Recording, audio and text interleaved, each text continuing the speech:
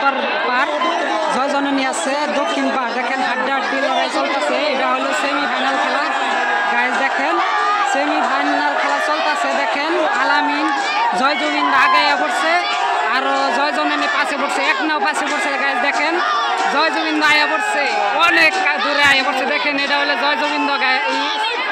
জয়জমিন্দা আলামিন, এটা দেখেন। আর এই জয়জননী মা জননী পাশে পড়ছে, দেখেন। তো জিতা গেল